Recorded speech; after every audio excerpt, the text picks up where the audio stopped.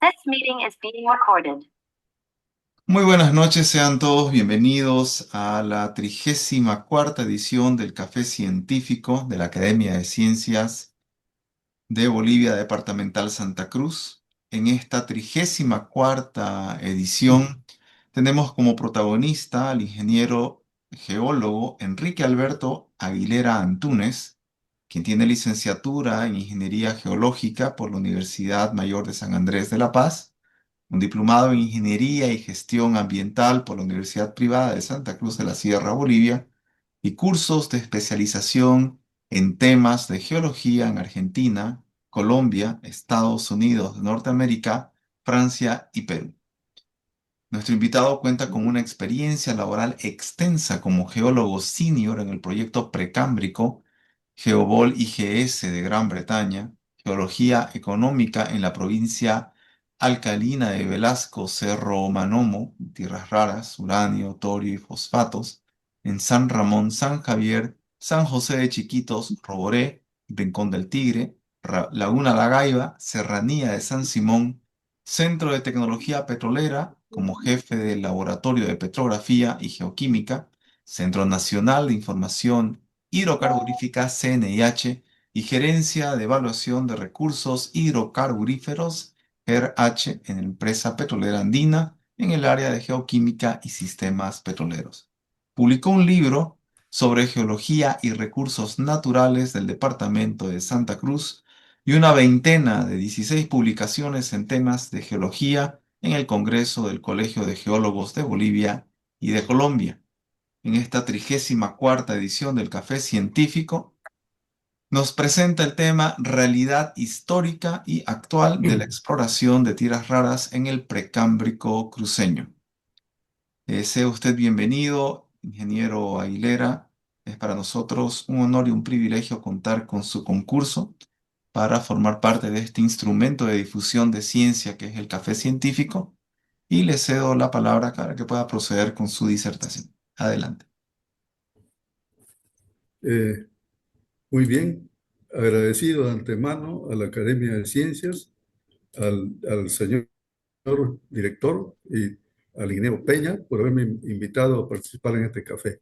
Con mucho agrado de difundir mi conocimiento que obtuve de 6 años de trabajar precisamente en las tierras raras del Cerro Manomó y la provincia alcalina de Velasco.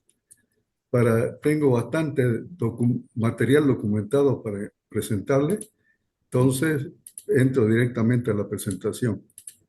La presentación se va a realizar en dos partes. La primera parte vamos a hablar sobre el estado actual de la exploración de tierras raras en el mundo y en segunda parte la exploración y estado actual de las tierras raras en el departamento de Santa Cruz.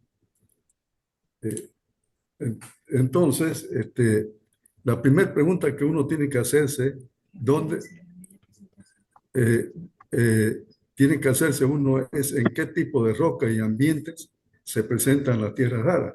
Entonces, para eso hay este gráfico que está en la parte inferior derecha, donde ve que el 45% de estas tierras raras se presentan en yacimientos de tipo carbonatitas ígneas. Es un ejemplo del Cerro Manoa. También se presentan sucesivamente en los placeres, o sea, en los sedimentos fluviales. También otro tipo de yacimientos donde están presentes las tierras raras. Tenemos las pegmatitas, que por ejemplo aquí en el Precámbrico tenemos la zona de Ñuflo de Chávez, que hay con la mina La Bella, etcétera, son pegmatitas. En San Ignacio de Velasco tenemos las pegmatitas de Santa Ana de Velasco, ¿no? También se presentan en yacimientos eh, eh, de más alcalino, como la provincia alcalina de Velasco. También se presentan este tipo de tierra rara en las llamadas arcillas iónicas, que son, vamos a ver posteriormente, vamos a explicar sobre este tema. Igual también puede estar presente en los granitos, en menor cantidad en las rocas metamórficas sedimentarias, etcétera. Para ilustrar, y estos yacimientos pueden tener diferentes edades en la escala geológica. Por ejemplo, acá en la parte superior izquierda tenemos el famoso yacimiento Mountain Pass en California, ¿no? que tiene una edad de 1.400 millones de años, o sea, correspondiente al Proterozoico medio. Igual sucede en China con el yacimiento más grande actual de tierra rara, que es el yacimiento de Bayan-Obo, ¿no? Que tiene una edad también equivalente a 1.400 millones de años. Ya hay también yacimientos más jóvenes fuera de los otros estados de la escala geológica. Aquí tenemos en la parte inferior los yacimientos del Cretácico, o sea, más o menos 110 millones de años. Un ejemplo, el Cerro Manomó. Y en Brasil tenemos la famosa carbonatita de Araxá, de 110 millones de años. Para explicar la clasificación de las tierras raras, tenemos que usar la tabla periódica de Mendeleev. En la parte inferior podemos ver que están los actínidos, que ahí tenemos el torio y el uranio, y tenemos también los lantánidos, donde estos lantánidos de 57 de peso específico hasta 63 son las tierras raras ligeras, llamadas también tierra de serio, que son muy abundantes, ¿no? Y a partir de 64 de peso específico hasta 71 tenemos las tierras raras pesadas o llamadas tierra de itrio, que son menos abundantes pero de mayor valor económico. En este gráfico es importante que el término de tierra rara está mal utilizado, porque hay otros elementos que son realmente más raros. Aquí en este cuadro que clasifica el número atómico versus los átomos de silicio, podemos ver que hay otros elementos más abundantes como el hidrógeno, el carbonífero, el fósforo, el azufre, el cloro, también los elementos de metales industriales que están en círculos negros, ¿no? Ahí tenemos el cobre, el zinc, etc. Y acá vemos la ubicación de los elementos de tierra rara, que no son tan raros, porque más raros son los metales preciosos, como el oro, la plata, el paladio, el rutenio, el osmio. Entonces, ese término está mal utilizado. Ahora vamos a empezar a clasificar los tipos de depósitos de acuerdo a su ocurrencia. Hay depósitos primarios, son aquellos que están en la roca dura, en los cerros. El ejemplo más clásico es la carbonatita del Cerro Manomó. También otros depósitos primarios tenemos los complejos ígneos, por ejemplo, de la provincia alcalina de Velasco, que está muy asociado al Cerro Manomó. Tiene más o menos la misma génesis, ¿no? También tenemos depósitos primarios como los depósitos hidrotermales. Acá en este gráfico ustedes ven donde dicen carbonatitas primario, de origen primario, que es en la roca dura, en los cerros. Tenemos entonces los depósitos secundarios que se originan en muchos casos por la meteorización, acción del agua, que diluye todos los carbonatos y los iones de tierra rara los acumula en la parte en la base del cerro, que son lo que se llaman las arcillas lateríticas. Estos son los sedimentos secundarios que están siendo explotados muy, muy grandemente en el mundo, en China, en Estados Unidos, en Brasil últimamente y en Chile, ¿no? También tenemos depósitos secundarios como los depósitos fluviales, que son lo que se llama también depósitos de placeres, ¿no? Entonces, para definir una carbonatita, en el gráfico de la derecha superior, ven ustedes que, como hemos dicho, que son magma carbonatado, o sea, el componente es el óxido de calcio, ¿no? Y asociado en menor cantidad tenemos el óxido de silicio, el óxido de fierro y el óxido de hierro y los fosfatos. Entonces, las carbonatitas son rocas cargadas mucho en carbonatos. Acá tenemos una clasificación composicional que es muy importante. En un diagrama ternario podemos ver que en el vértice superior tenemos los óxidos de calcio, ¿no? Que forman lo que se llama las calciocarbonatitas, que esto por tener el óxido de calcio tiene un radio iónico eh, m- eh, más grande que los óxidos de tierra, óxido de tierra rara. Entonces, estas calcio-carbonatitas son portadoras de muy poca tierra rara. El magma va evolucionando, tenemos la magnesio-carbonatita, donde ahí entra un poco de tierra rara. Sigue la evolución magmática hasta cargarse en un óxido de hierro, y ahí el radio iónico de estos óxidos de hierro es muy similar al radio iónico de la tierra rara. Entonces aquí se acumula la mayor cantidad de elementos de tierra rara. Un ejemplo es el Cerro Manomó. Entonces, también eso de denominar tierras raras no es tan correcto. Que ustedes ven aquí cómo se obtiene esto. ¿No? Tenemos el óxido de neodimio, el óxido de lantano, entonces no son más llamadas tierras raras, son óxidos, ¿no? Los minerales más importantes dentro de las tierras raras son la monacita, que es un fosfato de cerio, lantano, neodimio y torio, que se puede recuperar elementos de tierra rara a un 70, casi 70%. Ustedes ven a la derecha, por ejemplo, el óxido de cerio se puede recuperar de la monacita en un 25-48%, el óxido de lantano de 10 a 23%, el óxido de neodimio de 10 a 20%, el óxido de torio de 6 a 10%. El otro elemento fundamental que está presente en la carbonatita del Cerro Manomó es el fluorocarbonato de cerio y lantano, que es la principal mineral donde se puede recuperar más elementos de tierra rara, casi un 75%. Así se puede recuperar un óxido de cerio, un 50%, de lantano 30%, de neodimio 15%, de praseodimio 5%. Es muy importante tener el concepto cómo se separan los minerales, cómo se separan los minerales de tierra rara, ¿no? Hay un axioma en la industria de la tierra rara que dice: extraer el mineral es fácil, pero separarlo es lo difícil, ¿no? Entonces ustedes ven acá en este gráfico superior, la parte superior, una vez obtenido el mineral de la mina, se somete a a un proceso de trituración y molienda. El mineral molido se le agregan a componentes químicos y se obtiene sólido de un 30-35%. Esos sólidos son tratados con flotación con espumantes.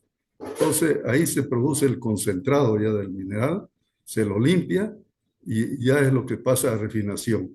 Ese es el proceso de separación, un proceso bastante costoso eh, y bastante económicamente caro, ¿no? Que solamente la China y Estados Unidos son los que tienen todo este método de separación. Algo importante en recalcar es que para separar, por ejemplo, un kilo de itrio, se necesitan casi 30.000 litros de agua, ¿no? Ahora, como es bien conocido por todos que este proceso ha sido criticado a nivel mundial por su contaminación al medio ambiente. Entonces, algunos países como la China, tratando de minimizar el impacto ambiental, han desarrollado una separación por cromatografía de interacción iónica con ácido glicólico, ¿no? Aquí tenemos el cromatógrafo, en estas columnas se coloca el mineral a analizar y se obtienen los resultados, como ustedes ven acá, cromatográficamente, ¿no? Entonces es un método que va a usar Brasil y Chile en los proyectos que ya están por desarrollar. Brasil va a desarrollar el proyecto Carolina con un valor de inversión de $600 millones, y Chile el Penco en Biobío con 130 millones de dólares. Entonces, las empresas que están trabajando tanto en Brasil como en Chile se llaman la empresa Aclara, que es del grupo Humboldt, ¿no? Ellos están utilizando una tecnología que se llama cosecha circular de minerales, que consiste en una recirculación del 95% del agua, ¿no? Y por lo tanto se evita mucho la contaminación con residuos radioactivos.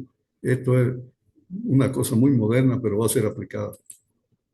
Entonces hablaremos sobre la aplicación de las tierras raras en la industria.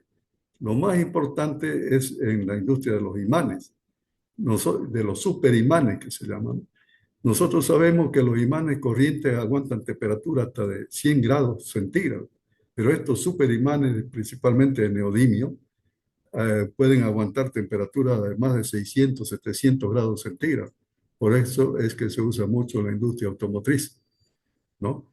También se usan mucho estos elementos de tierra rara, como el lantano, el cerio, praseodymium y neodimio, en las aleaciones metálicas, en la industria de los fósforos también, en las pantallas LED, en láser, en óptica, en rayos X, fibra óptica. También es muy utilizado en catalizadores y químicos. Por ejemplo, se usa mucho para refinación de petróleo, automotivo, catalizadores, etc. Otro uso importante es la cerámica y vidrios, ¿no? Se usa para pulido, vidrios, condensadores, sensores refractarios, superconductores y también otros elementos que se usan para fertilizantes, pigmentos, etcétera, ¿no? Y trazadores médicos también. Ustedes ven en el gráfico a la derecha que la mayor utilización es para los superimanes, un 29%. 20% se usa en catalizadores, el 14% en pulidores, el 9% en metalurgia, el 8% en baterías, el 8% también en vidrios y otros un 12%. Aquí vamos a hablar sobre la evolución de la producción de la tierra rara en el mundo. Este gráfico de la izquierda es muy interesante porque estamos viendo que la producción de monazita, que hemos dicho que es el principal elemento portador de tierra rara y uranio, ya fue explotado en Brasil. Fue explotado en Brasil desde 1900.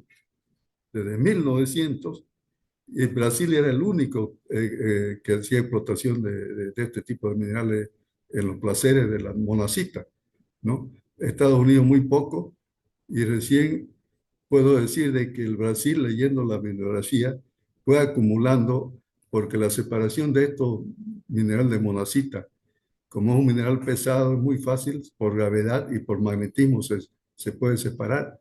Entonces el Brasil hizo ese método de separación, fue almacenando los concentrados, y en la Segunda Guerra, en la Primera Guerra Mundial en 1914, lo vendió a Estados Unidos, porque Estados Unidos utilizaba, tenía ya una manera de separación, Estados Unidos. Entonces Brasil vendió toda su producción a Estados Unidos en la época de la Primera Guerra Mundial. A partir de 1915, la India entró a jugar un papel importantísimo, ¿no? Y, por ejemplo, en 1920 iniciaron la iluminación eléctrica, ¿no? Usando torio, ¿no? Es importante recalcar que, por ejemplo, en la Primera Guerra Mundial, el torio lo usaban para hacer las camisas de las lámparas, ¿no? Que incluso hasta en Bolivia hemos conocido eso hasta en la época de 50. Las lámparas usaban con unas bolsitas así, que eran lo que daba la luz, ¿no? Entonces, de ahí la China dominó hasta 1940, pasamos al gráfico de la derecha, desde 1950, desde 1965, Estados Unidos ya empezó a dominar temporalmente el mundo de las tierras raras hasta 1990. Ya ellos tenían el gran yacimiento que les comenté de Mountain Pass. En esa época, 1990, hubo una gran contaminación porque las tuberías que llevaban las aguas servidas, hubo rotura de tubería y hubo una contaminación bastante grande. Entonces el gobierno, que respeta mucho el medio ambiente, declaró una pausa de que no se hable más de tierra rara por 10 años. Entonces ahí entró en juego la China, ¿no? Con su ideólogo más importante que se llamaba Deng Xiaoping, contrató a los mejores ingenieros de Alemania, Inglaterra y Francia para que desarrollen en las 3 universidades de China, la más grande, método de separación, que era el punto flaco. Entonces, a partir de ese input tecnológico, la China empezó el dominio absoluto hasta la época actual. Eso llevó a Deng Xiaoping en 1992 en las Naciones Unidas a decir: Oriente Medio tiene petróleo, pero China tiene tierras raras. Entonces, desde ahí China estuvo el número uno. Vamos a hablar sobre la producción de los elementos de tierra rara el 2023 y el 2024 en toneladas. Vemos en este gráfico que la China, el 2023, producía 255.000 toneladas de tierra rara. El 2024 subió a 270.000. Estados Unidos producía el 2023 41.000 toneladas, subió a 45.000. Birmania de 43.000 bajó a 31.000. Australia se mantuvo en 16.000, bajó de 16.000 a 13.000 toneladas. Y así sucesivamente, ustedes ven, para no entrar en muchos detalles, nos vamos a Brasil, que el 2023 producía 140 toneladas de tierras raras, se bajó el 2024 a 20 toneladas. Entonces, en el gráfico de derecha ven la predominancia absoluta de la producción en base a China, casi 70% del mercado mundial. Hablamos de las reservas mundiales de tierras raras el 2024. Ocurre lo mismo. La China ocupa el primer lugar con 44 millones de toneladas de tierras raras. Segundo lugar está Brasil con 21 millones de toneladas. Tercer lugar, la India con 6.500. Y después sigue Australia con 6.700, Rusia con 3.900, Vietnam con 3.600, Estados Unidos con 1.900.000 y Groenlandia, y así sigue hasta los países del África como o de medio. Sudáfrica tiene 860.000 toneladas de reserva. Lo mismo se ve en el gráfico de derecha, la preponderancia absoluta de la China con una producción casi del 50% a nivel mundial. Es importante conocer el precio de estos minerales. Como dije anteriormente, el principal elemento de las tierras raras livianas es el neodimio y es el más utilizado en la industria, como dije, en todos los aspectos que mencioné anteriormente. Entonces, el neodimio, el año 2018, tenía un precio de $70 el kilo y ahí se mantuvo hasta el 2020, subió el 2021 a 109, casi 110 dólares por kilo. El 2022 llegó a su tope con 223 casi dólares por kilo. De ahí fue bajando hasta el enero del 2025, que se cotizó en 96 dólares el kilo de neodimio. Subió en noviembre del 2025 a 150 dólares el kilo. Es importante recalcar que esta industria de la tierra rara históricamente en toda la explotación de minas que ha existido de que conocemos es una de las industrias más caras. Podemos decir que ni un país por sus propios recursos puede enfrentar problemas de explotación de tierra rara. Siempre hay que buscar colaboración de empresas, que hay unas 4 o 5 a nivel mundial que tienen capacidad económica para explotación. Aquí tenemos, por ejemplo, en Brasil, el Pozo de Calda, que tiene una inversión de 297 millones de dólares. El proyecto Carina en Brasil, la parte de Bahía, más de 600 millones de dólares van a invertir en ese proyecto que ya está casi en ejecución. También tenemos en Brasil el proyecto EMA, con una inversión de 465 millones de dólares. Y tenemos en Chile, que está muy adelantado, están esperando la aprobación del problema ambiental con el nuevo gobierno y piensan entrar en producción en 2028. Ahí hay una inversión programada de 130 millones de dólares. Bueno, aquí es importante porque se habla mucho de este asunto de las tierras raras, no se le da el verdadero sentido, las dificultades que hay, que no es como explotar oro, que ahí uno se va a San Ramón con un bañorcito que se llama una batea y saca el oro, no es así. O sea, hemos visto que son procesos que tienen que cumplir una etapa bastante estricta, ¿no? Pero los métodos exploratorios más usados es lo que tenemos primero, la geología, que es lo básico, la geología regional, geología económica, que eso ya lo hemos hecho en el Cerro Manomó, como vamos a ver posteriormente.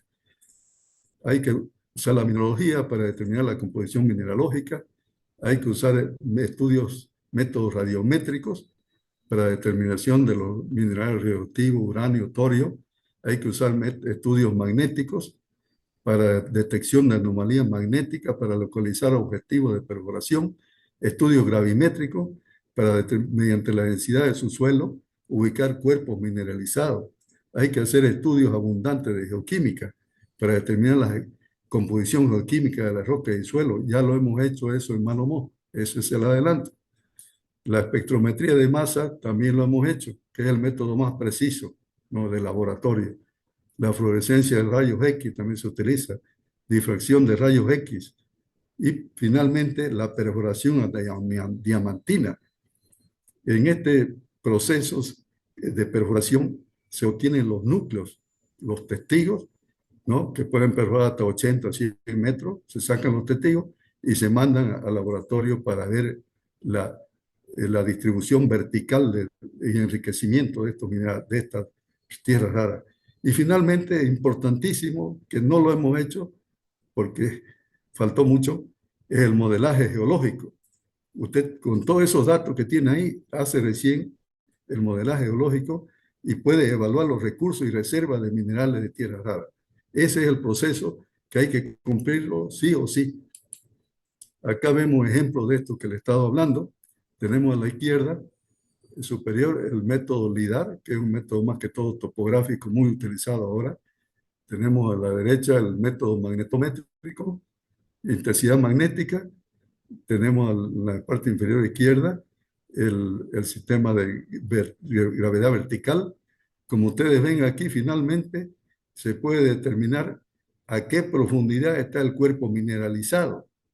Esta herramienta es muy fundamental e imprescindible, porque usted puede decir, por ejemplo, aquí a un kilómetro está el cuerpo mineralizado, precisamente usando la combinación de estos cuatro métodos. El método de laboratorio es también muy importante, porque así se determinan los componentes, ¿no? Los componentes generalmente mineralógicos, ¿no? Un método que se usa mucho, pero no tanto, digamos, porque es muy caro, el microscopio electrónico de barrido. Ustedes ven a la derecha, se pueden determinar este mineral de tierra rara, que es uno de los más importantes, que es la barnacita, ¿no? Después otros elementos como la calcita, galena, ¿no? El equipo más importante dentro de geoquímica para determinar la composición exacta es el espectrómetro de activación neutrónica. Ha tenido mucha evolución este equipo. Cuando yo trabajé en el precámbrico, en el proyecto precámbrico, los 6 años que estuve, dedicado más a Manomó y a Rincón del Tigre, todo el tiempo, las muestras abundantes que vamos a ver que recuperamos, se mandó a Inglaterra y también acá teníamos un espectrómetro de activación, entonces los resultados fueron bastante exactos.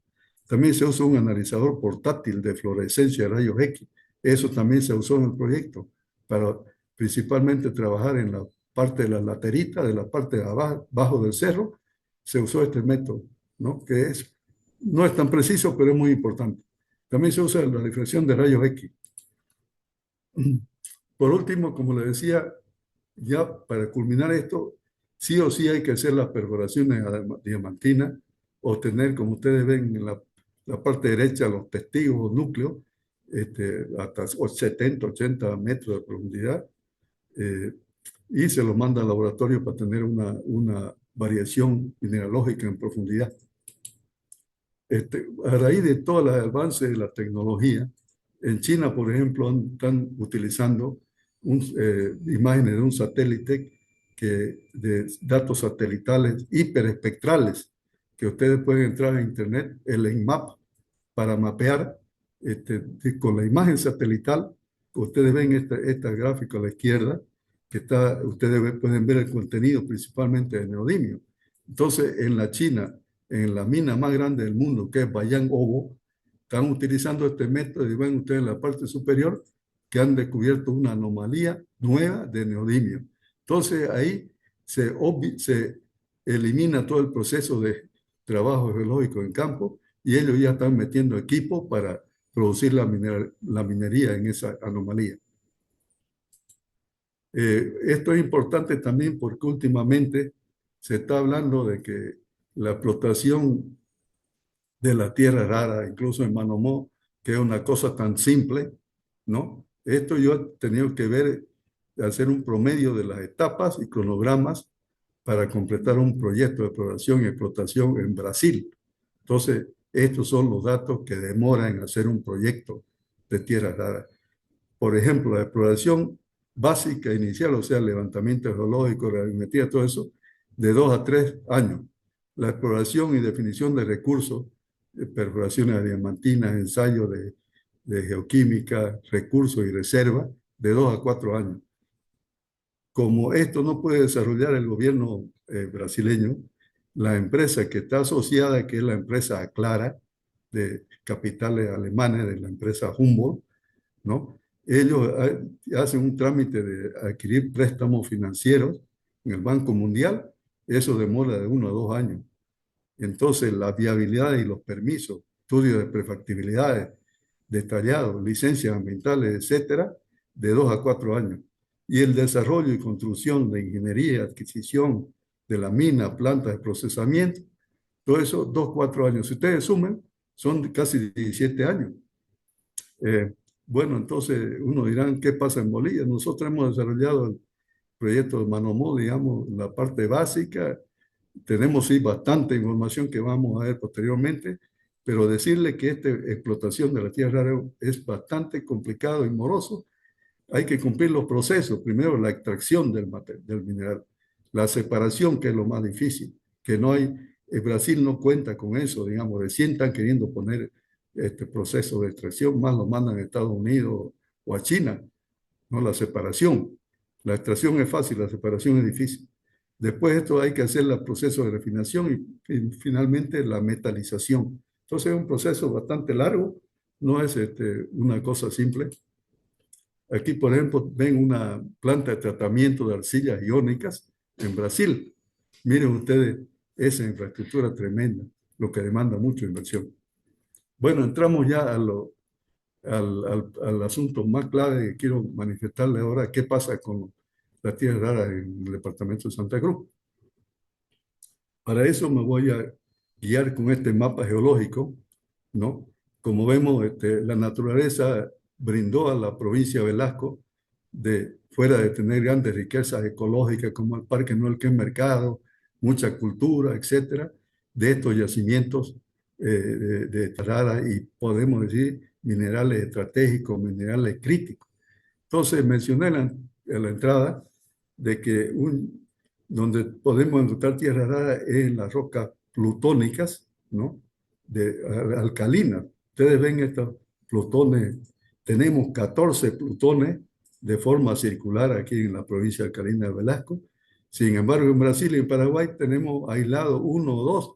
Acá tenemos 14 que han sido, yo participé en todo el tiempo que era parte de la geología económica, lo hemos muestreado no tan forma sistemática, no muy rápido, digamos, pero más nos fuimos al Cerro Manomó, porque la característica era más importante, porque era una carbonatita definida, ¿no? Entonces, esos dos elementos están ahí. ¿Dónde está ubicado estos yacimientos? De San Ignacio de Velasco, a unos 70 kilómetros, ahí podemos encontrar los plutones alcalinos, esos circulares, y a 150 kilómetros de San Simón, tenemos el Cerro Manomó. Ustedes ven ahí la ubicación precisa. Quiero manifestar para antecedentes históricos, porque tanto la geología como la historia tienen que ser reflejadas en su cabalidad y certidumbre cómo empezó el proceso de exploración, ¿no? Ahí, por ejemplo, le pongo un ejemplo. Mucha gente no sabe quién descubrió el Cerro Mutum, ¿no? Fue descubierto en 1948 por el naturalista francés Francis de Castelnau, que lo trató el gobierno brasileño para poner límite, descubrió el Cerro Mutum en 1858 y el Urucún al otro lado. El Urucún está funcionando explotándose en 1950 y el Mutún ha andado de tumbo en tumbo, que no quiero entrar, ustedes conocen mejor que mí, ¿no? Entonces es necesario conocer los antecedentes, de reconocer la gente que trabajó primero y por supuesto valorar las nuevas generaciones que están aportando también, no quiero negar eso, pero hay que reconocer los antecedentes. Por ejemplo, en 1950 vino un geólogo británico de apellido Field, que lamentablemente se cayó en la cima sur, falleciendo inmediatamente. Entre 1975 y 1981, aquí entra en juego el valor inmenso del proyecto Precámbrico, un, un proyecto binacional entre el Instituto Geológico de Gran Bretaña y Geobol. Hay que recalcar en este momento la visión que tuvo el ingeniero José José Guillermo Torres, que fue cuando el año 71, nomás un director de Geobol fue a visitar la oficina y vio que el mapa geológico estaba en una mancha roja y le dijo a su geólogo, ¿qué pasa con esto? Los geólogos dijeron, no hay especialistas. Entonces inmediatamente se fue a la embajada y en 15 días estaba firmando el convenio con el IGS. Es importantísimo recalcar el valor, incluso yo me animo a decir, latinoamericano de este proceso, de este proyecto. Entonces, de 1977 hasta el 1979, como yo estaba trabajando en geología económica con un famoso geólogo, Christopher Fletcher, ¿no? Que era de Gales, con muchos doctorados en Canadá. Trabajamos en el muestreo de roca, levantamiento de suelo y radiométrico en el Cerro Manuel. El 80, después de tener toda la geología básica bien detallada con muestreo, el doctor Fletcher se fue porque ya se cansó, digamos, y contrataron al doctor Chris Barton, que era un sudafricano de 74 años, especialista en geología económica. Yo tuve la suerte de acompañarlo, van a ver el detalle que hicimos. Y así, entonces, el 81, los ingleses han producido mucha información que ha sido vendida en grandes revistas de Europa, ¿no? Por ejemplo, Fletcher en el 81 publicó la mineralización del Cerro Manomó. El 2009 es importante recalcar que vino la empresa Mega Uranium de Canadá al mando del doctor que había trabajado mucho en Bolivia, el doctor James Van Lamy, ¿no? Ellos hicieron un camino que nosotros no lo tuvimos, un camino hasta la cima del cerro, hicieron el mismo trabajo, ¿no? Pero no conocemos los resultados. El 2011 la Universidad de San Pablo, en asociación con la Universidad de Trieste, al mando del geólogo de Trieste, Pierre Cominci Aramonti, sacaron muchas muestras del cerro y viendo los resultados que ellos tienen, es exactamente igual a los resultados que se obtuvieron en Londres, que ya lo voy a mostrar posteriormente. Después hay trabajo en Brasil como especiales. En 2023, geólogos de Jautemí y Comigol visitaron el cerro para sacar unas cuantas muestras ahí de Manomó y de Rincón del Tigre. En 2025 quiero recalcar que también la nueva generación está participando. Aquí, bueno, mencionar al ingeniero Uquiano, que está haciendo su maestría o su doctorado en Brasil, está preparando gente, ¿no? En el último Congreso de Geología en Potosí, una señorita que apellida Quispe hizo un trabajo muy bueno del noreste del Cerro Manomó, que está disponible en los anales del Colegio de Geólogos. Bueno, entramos a lo más importante.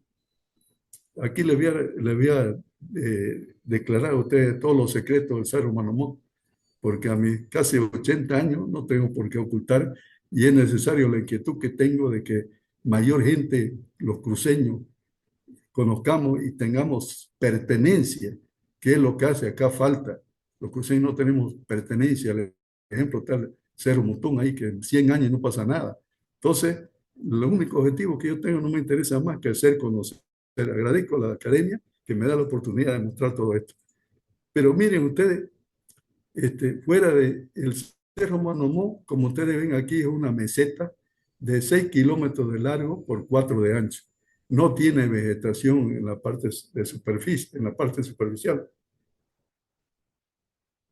Ustedes ven las imágenes, contrasta mucho la selva amazónica y este cerro pelado, digamos, ¿no? Y Bueno, también, como hay que mostrar todo, gracias a una gentileza de un biólogo de la nueva generación muy interesante que se llama Huáscar Zurduy, me hizo conocer de que en Manomó, la Universidad de Oxford ha estudiado toda la flora del cerro y están dando muy importancia, han determinado una planta, ¿cómo se dice? Genuina, que solamente crece ahí en el Cerro Manomó. ¿Cómo se llama esa? Bueno, Plantas hay un término. endémicas. Planta, exactamente, plantas endémicas, ¿no? Que se llama Micania manomoi, que es una radiófila. O sea, las raíces de este, que es prácticamente nosotros lo conocemos como bejucos, son rastreras, ¿no? Pero chupan todos los minerales radioactivos y en otros países se usa mucho porque evita de que el viento y todo lleve ese polvo contaminado y contamine los ríos. Entonces es muy importante, ¿ya?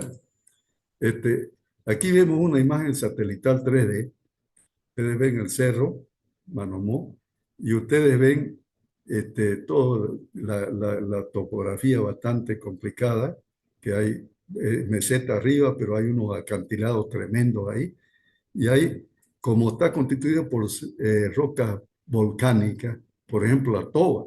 La toba es la roca más porosa del mundo, digamos, ¿no? Entonces, este cerro también puede ser catalogado como un reservorio de agua. Ustedes ven cómo de ahí baja el drenaje que va y al cerro, va al río Paraguay. Por eso es que los del dirigentes campesinos de acá están tratando de proteger eso como un área que es importante para ellos, ¿no? Pero no entro en ese tema. Entonces vean las características, ¿no? Entonces vamos a ver cómo se origina este tipo de yacimientos que son las carbonatitas. Para eso voy a hablar ligeramente porque no quiero complicar con muchas definiciones geológicas, porque entiendo que el ilustre que están escuchando no tienen por qué saber mucho la geología. Pero hay elementos fundamentales que todo el mundo sabe, que hay la teoría de la deriva continental. Los continentes no son fijos, siempre están en movimiento. A veces se retiran, otras veces se contraen. Acá hace 142 millones de años, hasta 100 millones de años, en el periodo fines del Jurásico, principio del Cretácico, la placa sudamericana empezó a separarse de la placa africana, formando esta triple factura. Esta triple factura son las que originan los océanos. Aquí se formó el océano Atlántico, pero como son fuerzas extensionales, o sea que se van separando, producen tensiones en la placa continental. Y ustedes ven aquí se forman grandes fracturas, pero no triples, sino abortada, un eje abortado. Eso se llama aulacógeno, ¿no? Que se presentan en diferentes edades geológicas. Pero lo importante de esto es que estas aberturas son vías de migración donde los fluidos mineralizados que están en la parte en la parte del manto superior de 2 a 10 kilómetros, fluyen hacia superficie, cristalizando antes de salir a superficie como los plutones de Velasco, y si fluyen a superficie como el volcán de Manomó. Entonces, ¿qué es una carbonatita?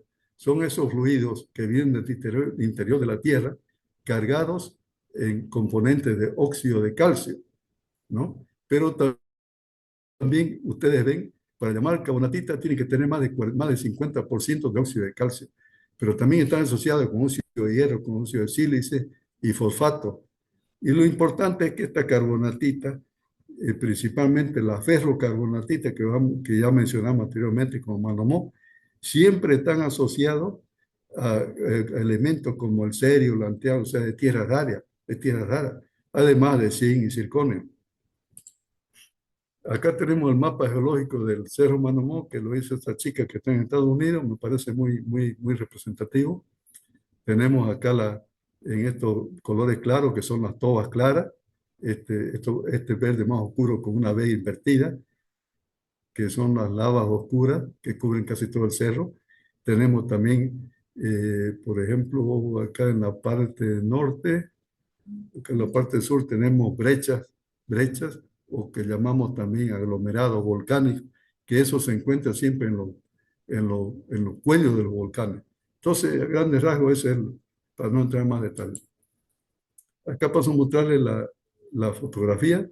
Aquí tenemos vean ustedes esa diferencia de la selva amazónica aquí tenemos de la carbonatita del Cerro Manomó, totalmente desprovista y de color gris claro, ¿no? Impresionante verlo de vista aérea. Esta foto la tomó Chris Fletcher del 76. Esta foto, que es una ferrocarbonatita, la tomó el doctor Magnamí el 2009. Ustedes ven esta zona, digamos, de color marrón, son minerales de hierro, por eso es una ferrocarbonatita. El 2009, como le dije, que no tuvimos nosotros en esa manera rudimentaria que tramamos en esos lejanos 1976, que teníamos que subir todos los días, durante 90 días, subir y bajar y trabajar. Medio Uranio hizo por capacidad económica y seguridad de sus trabajadores un camino de la estancia Manomo, que es en la cima sur, hasta la parte alta del cerro. Y ahí estuvieron trabajando. En la cima norte, que es la parte más alta, ven ustedes la magnitud de este cerro, ¿no? Miren, ahí de escala hay una persona, ¿no? Ahora vamos a ver el trabajo específico. Cuando yo estuve trabajando el primer trabajo en la provincia de Alcalá y Velasco el año 76, después de haber recibido entrenamiento un año, estábamos con el doctor Fletcher, terminamos ya 60 días de trabajar en la provincia alcalina, en los plutones alcalinos, y recibí una llamada de Santa Cruz. El director me decía, bueno, Enrique, van a tener que ir a investigar qué pasa en ese cerro que está cerca, donde están ustedes ahí, el Cerro Manomó, que en la geología de Bolivia dice que son calizas. Entonces yo le digo, oiga, pero doctor, pucha, estamos ya 60 días. Ya estábamos de ir a Santiago. Nada, señor, me dijo. Si no va, venga a recoger su carta de retiro. Así que bueno, fuimos y ahí subimos como pudimos acá en la parte sur y inmediatamente nos dimos cuenta de que era una roca volcánica con alto contenido de uranio, que teníamos 1 kilómetro, marcó casi se revienta la partita. Entonces volvimos después de 15 días. El doctor Bloomfield, que era el director de la misión británica, había trabajado 20 años en Malawi, en el África, y precisamente había trabajado en este tipo de yacimiento. Entonces la mandó la muestra inmediatamente al laboratorio y después de unos 20 días, este va a ser mi proyecto estrella. Bueno, es el único prospecto en todo el proyecto precámbrico que se hizo un muestreo tan detallado como ven ustedes.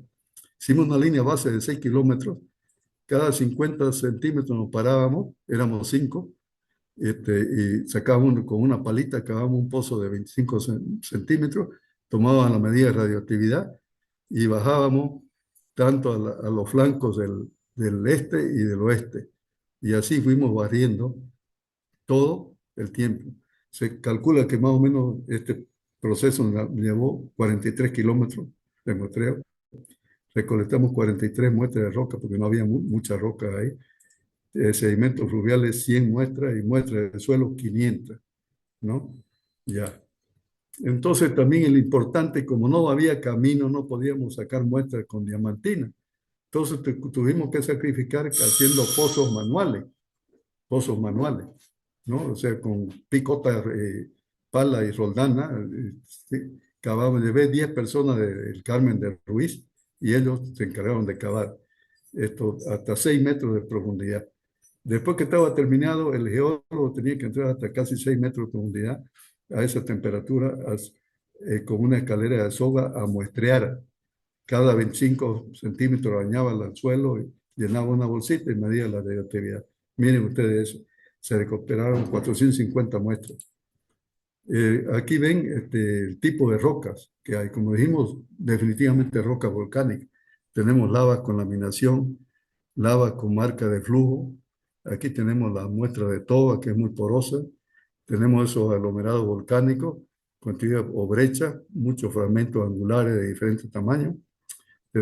Tenemos los relictos de los Ney antiguos, que tienen más de 1.400 millones de años, pero mantienen relictos arriba, y una muestra de carbonato. La mineralogía del Cerro Manomó Como dije, los minerales más importantes son dos, la magnesita, que es un fluorocarbonato de cerio, ¿no? Y la monacita, que es un fosfato de cerio y torio, me faltó poner el torio, ¿no? En los minerales de uranio tenemos la autunita, que es un fosfato de uranio, está muy enriquecida en la cima del cerro. También tenemos el pirocloro, que es portador de niobio y talio, pero también contiene tierra rara, ¿no? La goyacita, que es un fosfato de estroncio y aluminio, y finalmente la romanechita, que es un óxido de manganeso. Todos esos son los minerales más importantes en el cerro. Ahora voy a mostrar la distribución en los mapas que se hicieron. Por ejemplo, ven en la izquierda el mapa de radioactividad en rombo grueso son las mayores concentraciones. Prácticamente todo el cerro está con altos valores de radioactividad. Lo importante en la cima hay buena, fuerte radioactividad asociado a la única mineración de uranio, como dije, de la autunita, y está dentro de unas tobas que tiene mucha apatita, que es un fosfato. Entonces puede ser un yacimiento de fosfato también. Pero el problema para utilizarlo en fertilizante hay que retirar el uranio, ¿no? Porque si no va a contaminar los suelos. Pero en otros países ya lo hacen.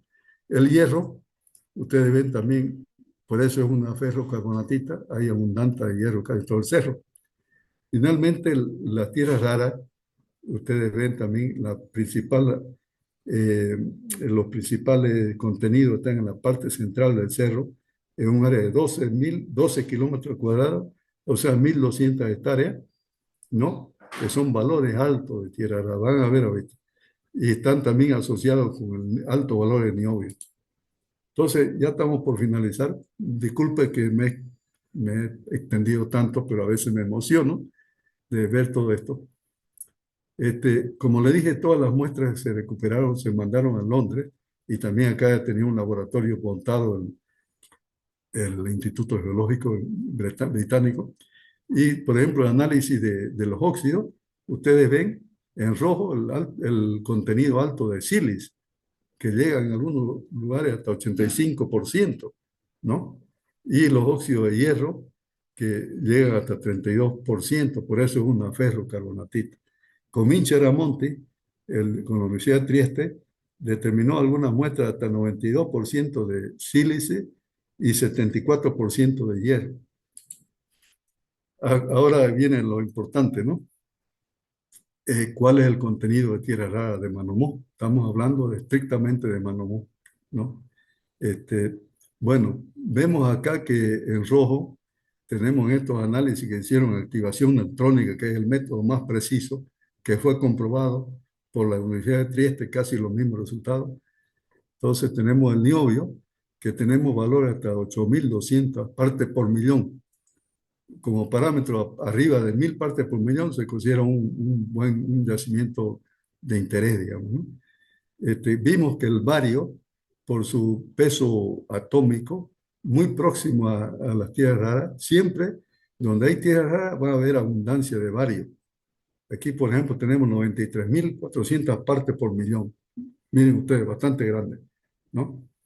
Si vemos las tierras raras, que son los tres, acá en la carbonatita fundamentalmente son yacimientos para tierras raras livianas, ¿ya? O sea, elementos como lantano, cerio, neodimio y samario.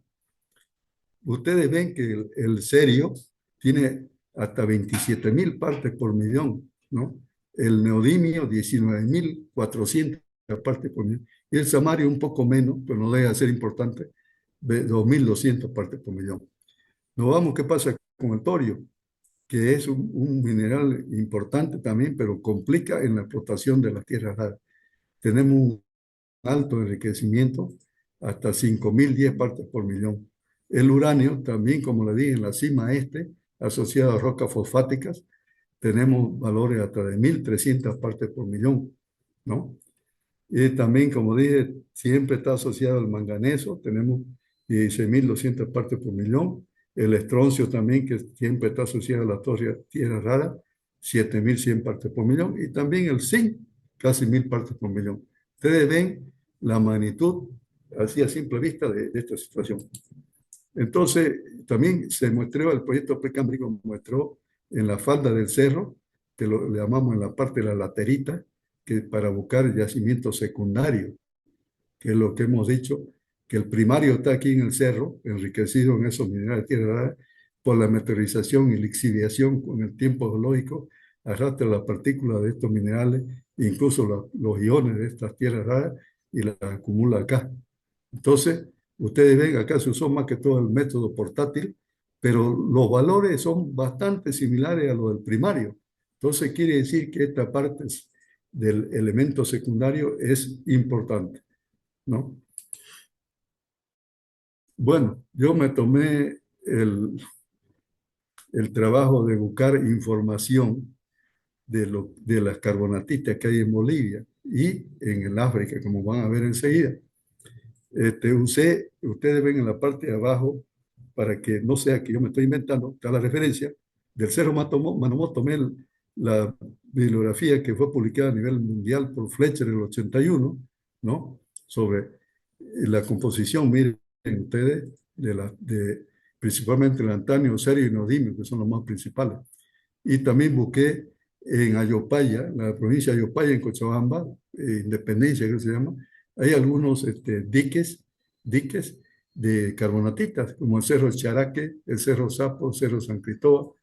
Y también usé, la Universidad de Cataluña se vino a Llanyagua y sacó muestras de el material concentrado que va a pasar ya a exportación, sacaron muestras y también el resultado. Entonces, miren ustedes, el Cerro Manomó, 6 kilómetros por 4. Y acá estos pequeños yacimientos son menores, ¿no? En tamaño, entonces no deben de perderse del valor topográfico del asunto. Y en el valor ya de contenido, ustedes ven, no hay dónde equivocarse, esto en Excel. Miren ustedes el gran enriquecimiento en serio, en neodimio, que disminuye este trabajo de Ayopaya, lo saqué de un alemán que es Schulz, en 2004, y de los concentrados de Yayagua, de Centro, de la Universidad de Cataluña. Entonces ven ustedes que hay también elementos acá, tanto en Ayopaya como en el concentrado, que llegan hasta 5.000 partes por millón, pero en Manomó tenemos hasta cerca de 30.000, ¿no? Entonces, comparé también con un yacimiento importante en Brasil que es Catalao. Ese dato lo saqué de Barros Oliveira de 1998 para los mismos elementos y ven ustedes, se ve claramente la preponderancia de los datos de Manomó. Muy, muy grande la diferencia. Pero este Catalao está en explotación en Brasil, ¿no? Es una carbonatita del mismo edad. Entonces, como dijimos anteriormente, que el origen de estas carbonatitas, tanto en América como en África, se produjo en la separación del continente africano del americano. Entonces, es muy importante lo que pasó en África, también pasó en América. Y eso no solamente a nivel de enriquecimiento de minerales. Ustedes han de haber leído hace poco que, no sé si en Tanzania o en Tanzania, creo, se ha descubierto un gran yacimiento de hidrocarburos en la costa, en el offshore ahí. Entonces eso llamó la atención al Servicio Geológico de Uruguay y están explotando las 4 grandes empresas más grandes del mundo, están haciendo exploración en offshore en Paraguay. Igual el YPF argentino, también conseguí la información, están trabajando a 300 kilómetros del Mar del Plata. Por ese criterio de correlación, lo que pasó en el África, pasó en las cuencas sedimentarias, son las mismas. Miren ustedes, tuve que investigar bastante para conseguir datos de Songwell Hill, ¿no? En Malawi, donde trabajó el doctor Bloomfield, que él participó en esto. Miren ustedes, casi es una calcomanía, como decimos, de la riqueza tanto en Manomó como en Malawi. Sucede lo mismo con Namibia, que el yacimiento que han descubierto de petróleo es en Namibia, ¿no? ¿Ya? Entonces ven con la mineralogía de tierra rara, esto sí que es casi exactamente igual. Miren ustedes los componentes del antanio, serio y neodimio. Entonces, eso nos da idea de que es bastante importante correlacionar la mineralogía y en todo sentido la cuenca sedimentaria que ocurrió en la placa sudamericana y la placa africana. Ahora vamos a hablar sobre el torio, porque dije, el torio es una bendición y una maldición también, ¿no? Porque se quiere utilizar mucho en energía verde y todas esas cosas, pero todavía no hay desarrollo completo.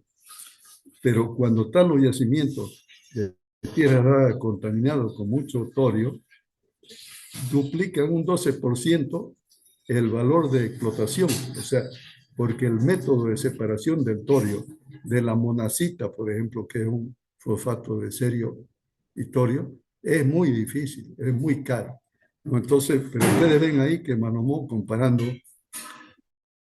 con el yacimiento famoso de Araxá, este dato lo saqué de Traverso, de Brasil, Traversa, esta carbonatita de Araxá es el número 1 en producción de niobio del mundo, es la mina más grande de niobio del mundo, ¿no? Pero ustedes ven que los valores de torio son más altos en Manomó. Y finalmente comparé con la África, con Namibia. Igualmente ustedes ven los valores de Manomó son bastante mayores en el contenido de torio. Entonces, para concluir y con la disculpa del caso, por la extensión del asunto, puedo decir de que, como ya manifesté todo el trabajo que se hizo en el proyecto precámbrico hasta el 2000, o como hasta el 1900, desde 1976 a 1981, que fue la primera fase, ahí se fue, quedaron los informes en Servicio Geológico de Bolivia, los mapas, todo, pero el gobierno no le dio más importancia, quedó durmiendo el sueño de los justos. Recién en el 2009, cuando se levanta la reserva fiscal, ingresa la empresa que dije anteriormente, Mega Uranio, que trabajó en el Cerro Manomó, pero sus resultados no se conocen, ¿no? Entonces, para concluir, decimos que el Cerro Manomó, ustedes a nivel internacional, buscando, si quieren, inteligencia artificial o en internet, se lo llaman Cerro Rico de Santa Cruz, ¿no? El principal componente que yo asumo ahora, que en esa época como no se conocía mucho sobre este tema de la ferrocarbonatita, pero para identificar una ferrocarbonatita es necesario que tener presencia del carbonato de magnesio y hierro que se llama anquerita, es el mineral distintivo. Y eso está presente en la ferrocarbonatita. También tenemos como conclusión que las ferrocarbonatitas a nivel mundial son los mejores yacimientos de tierras raras, niobio, torio, uranio, fosfato. Entonces, Manomó tiene valores altos de tierras livianas, como lantanio, cerio, neodimio y moderado de Samaria. En la cima está comprobado que hay enriquecimiento de uranio y de fosfato. El alto contenido de torio complica y encarece su explotación. Hay una similitud en génesis y riqueza de tierras raras con la ferrocarbonatita africana. Eso ya lo mostré hace escasos segundos. Es importante definir que la industria de la tierra rara demanda altos costos de exploración y explotación. Ya puse un ejemplo. En Brasil están utilizando 130, 600 millones de dólares como punto de partida. Y en Chile, en Chile 130 millones de dólares. Entonces, ¿qué falta? No nos podemos decir ya que estamos llenos de un gran Cerro Rico de Potosí siquiera. Los indicios es que es un buen yacimiento, pero falta todavía mucho camino por recorrer. Entonces, ¿qué falta para realizar el Manomó? Realizar la geofísica, ya le mostré la importancia de la geofísica, la perforación diamantina, ¿no? Para obtener los núcleos y ver el enriquecimiento a profundidad. Hay que realizar el modelo geológico, hay que tener la determinación de las reservas para recién conocer el verdadero potencial y viabilidad económica. Con esto termino diciendo para rescate histórico, para que recuerden a las personas que trabajaron en esa forma tan rudimentaria, el año 76, hace 50 años, que hace el 10 de diciembre yo hice una presentación en la Sociedad de Ingenieros recordando los 50 años del Precámbrico que ha estado durmiendo el sueño de los justos. Pero ese es el aporte que yo quiero hacer para que todos conozcamos y sepamos valorar lo que tenemos, porque el pueblo que no conoce y valora los recursos naturales que tiene, no tiene mucho futuro. Muchas gracias. Muchas gracias, ingeniero Aguilera. Y ahora se ofrece la palabra a nuestra distinguida concurrencia para que puedan hacer llegar sus consultas y comentarios al trabajo presentado por nuestro disertante invitado. Las consultas las pueden realizar directamente abriendo el micrófono o, si prefieren, a través del chat de la sala para que sean leídas y atendidas por nuestro disertante. La palabra está ofrecida, distinguida concurrencia. ¿Puedo una preguntita, querido Enrique? Adelante, querido académico Mario Suárez. Gracias. No puede copiar el nombre de la plantita. ¿Ah? ¿Me la puede dar de nuevo, por favor? Tendría que volver. Sí, esa era Micana amazónica. Sí, ¿Está bien? ahorita la digo. Gracias. Se llama, en principio, ¿no? Ahí está. Sí, es Micania, sí. Micania Manomoy. Se pasó ahorita. Micania Manomoy se llama. Manomoy. Manomoy. Es No aquí es. está. Lo está viendo. Ahí está. Manomoy. Micania Manomoy es una radiófila, ¿no? Acá le llamamos bejuco, ¿no? Pero esto fue estudiado por la Universidad de Oxford, o sea que hay tanta bibliografía en Bolivia que lamentable no la conocemos públicamente. Evidentemente la universidad, además acá, aprovechando la oportunidad, quiero valorar el convenio que hizo la Universidad de La Paz, de la UNSA, con la Universidad de San Pablo y de la Universidad de Mato Grosso do Sul, donde han trabajado de una forma brillante, pero más que todo en aspectos más académicos, digamos. Han sacado miles de muestras para adaptaciones de la roca, de los eventos tectónicos, no, realmente impresionante, pero no se ha hecho nada en lo que se refiere a la geología económica. Pero eh, yo invitaría a la Universidad de La Paz que pues vengan acá a Santa Cruz. Yo conozco porque estoy investigando todo esto, tengo todos los informes que se han hecho, valoro mucho la capacidad del doctor Ramiro Matos, que está encargado, y valga la oportunidad también para hacer el reconocimiento al ingeniero Usquiano, que está preparando geólogos nuevos, tiene una doctorando en Estados Unidos para hacer sobre el Cerro Manomón, pero toda esa información tiene que ser transmitida al pueblo. La información que no conoce el pueblo, entonces pierde su valor porque el pueblo no sabe lo que tiene. Y como dije anteriormente, el que no tiene no sabe el valor. Gracias. ¿Alguna otra pregunta?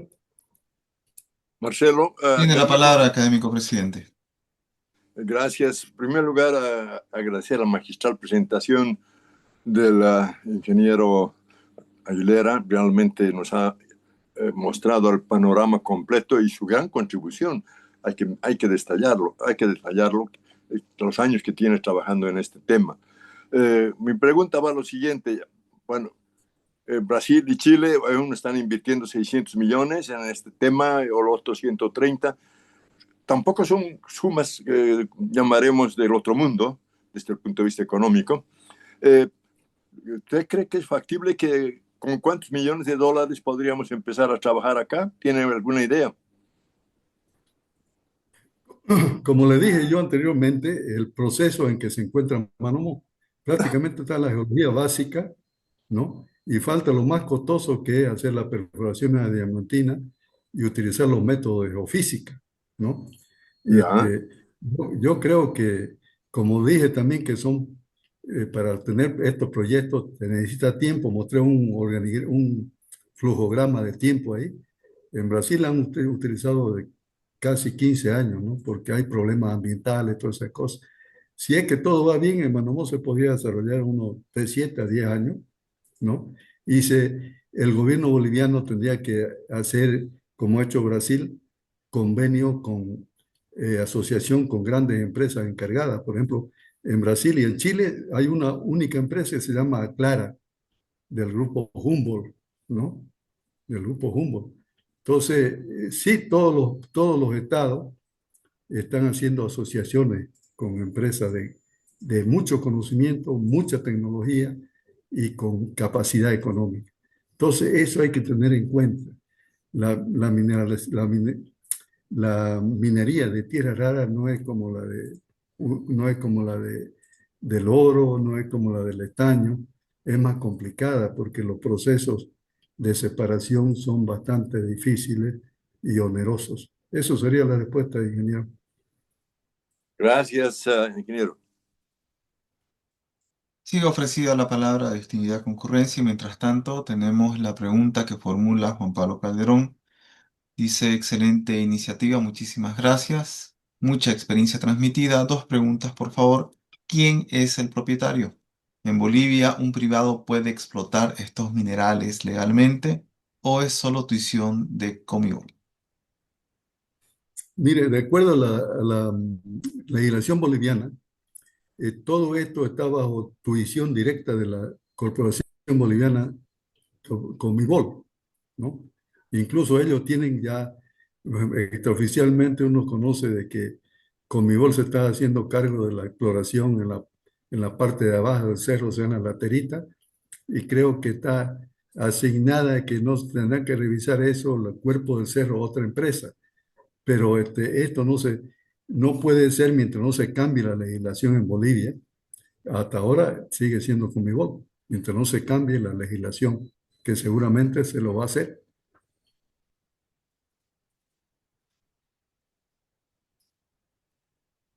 Muchas ¿Corresponde la gracias. pregunta? Sí, sigue ofrecida la palabra.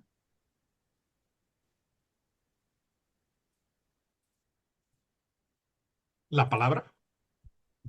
La palabra la tiene el miembro consejero Gustavo Quinteros. Adelante, Eh, ingeniero Quinteros. Muchas gracias, querido Marcelo. Muy buena noche, ingeniero Enrique. Realmente felicidades, una excelente información. Mi pregunta más va por un comentario. Mire que si usted revisa los libros de recursos naturales, incluso hablan de los puntos de dónde se podían encontrar, pero dicen por seguridad nacional no se pueden determinar en qué lugares de Bolivia se tiene, por ejemplo, el uranio y otros minerales que hoy en día es bastante apetecido, ¿no? Para el tema de la energía. Y creo que tal vez ha sido ese uno de los motivos, o es que es solamente eh, mi pregunta hacia usted en el que por qué no se ha dado a conocer el tema de las tierras raras en Bolivia.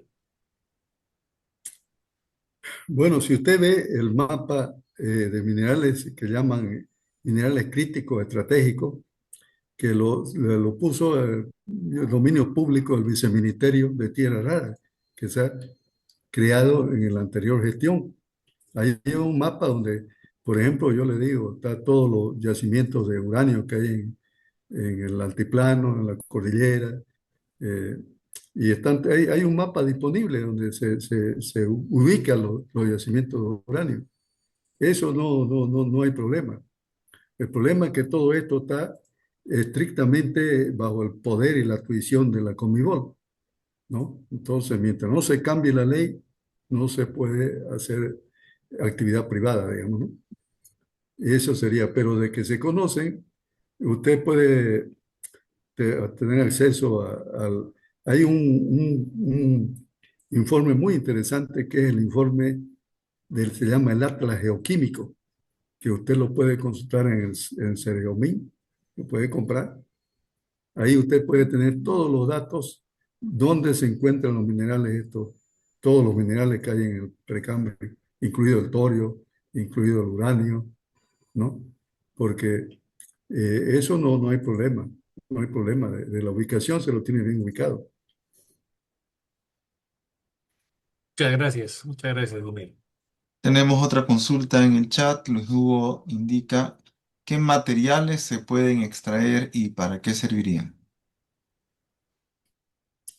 Bueno, yo lo mencioné incluso a nivel mundial, que estas tierras raras livianas, que están en estas carbonatitas como el Cerro Manomó, el principal elemento es el neodimio. Y el neodimio a nivel mundial es el número uno para fabricar los superimanes, ¿no? Entonces, pero también presenté un gráfico donde está toda la cadena de aplicación de esta tierra, que es muy abundante.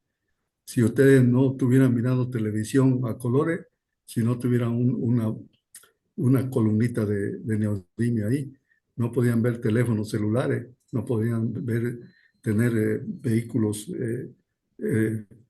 electrónicos, no podían ver, se usa también en la guerra, se usa en la exploración de satélites dirigidos en la guerra, o sea, múltiples. Es decir, si no hubiera, es lo que yo digo, ¿no? Acá, si usted estudia la evolución de la sociedad humana, está estrictamente ligada a la explotación de los minerales. Por eso es que hay, conocido por todo el mundo en las lecciones clásicas de historia, tenemos la edad de piedra. El hombre usó la piedra como un mecanismo de defensa para producir fuego y qué sé yo, para cacería. Después vino la edad de cobre, la edad de, ¿cómo es esta lección entre bronce, la edad de bronce, la edad de hierro, y ahora se dice a nivel de Naciones Unidas que es la edad de la tierra rara. Entonces, la explotación de los recursos minerales está estrictamente ligada al desarrollo de la humanidad. Si no se hubieran descubierto estas tierras raras y se hubieran sacado los beneficios que tiene, estaríamos en un estado statu quo, pero la evolución de la ciencia está basada, y eso no, mientras la humanidad exista, va a estar ligada al descubrimiento de nuevos minerales que vayan produciendo la evolución tecnológica. Eso sería todo. Muchas gracias. También tenemos la consulta de Eli. Indica, ingeniero, en general, ¿cuál es la edad que presentan las rocas del Cerro Manón? Por favor, ¿me puedes repetir?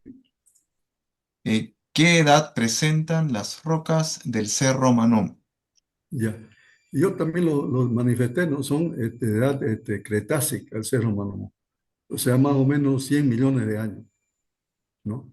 Que está ligado precisamente, como dije, a la apertura del Océano Atlántico y la fracturación de la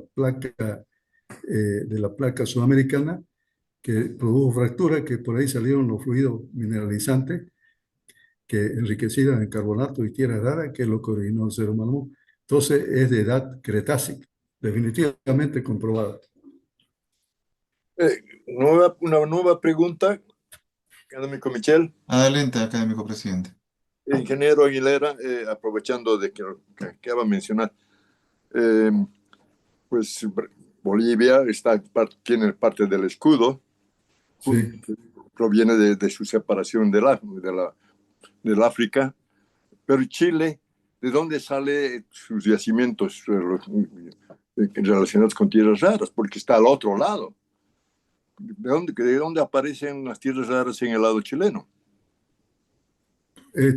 Tengo entendido de que más allá no tienen, digamos, carbonatitas como el Cerro Manomón, pero tienen granitos, que es una fuente fundamental también.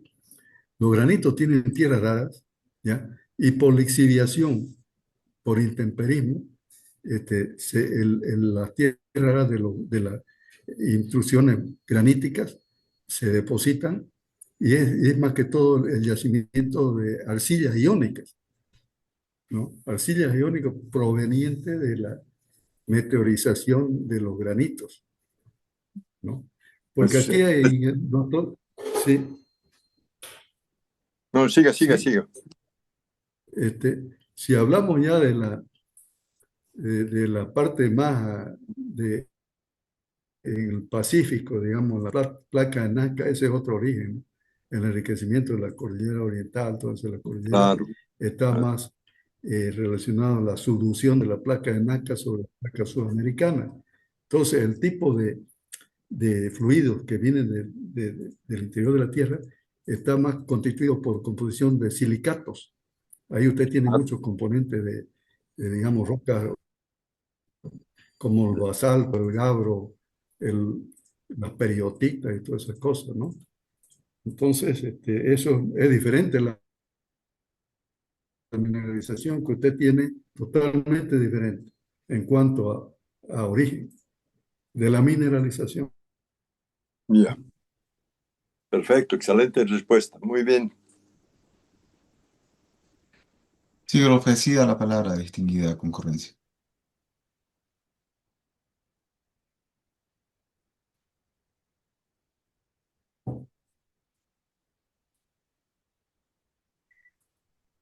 Creo que no hay más No preguntas. tenemos más preguntas, académico presidente. Bueno, nuevamente, en nombre de la Academia de Ciencias Departamental Santa Cruz, pues agradecerle la gentileza que ha tenido el ingeniero Aguilera de hacernos una exposición, reitero, y uso la palabra magistral, sobre esta temática, que esperemos que no se quede como un elefante blanco, es decir, no su presentación, sino este tema de las tierras raras en Bolivia, mientras explotan otros países y nosotros quedamos con que tenemos tierras raras y no pasa nada.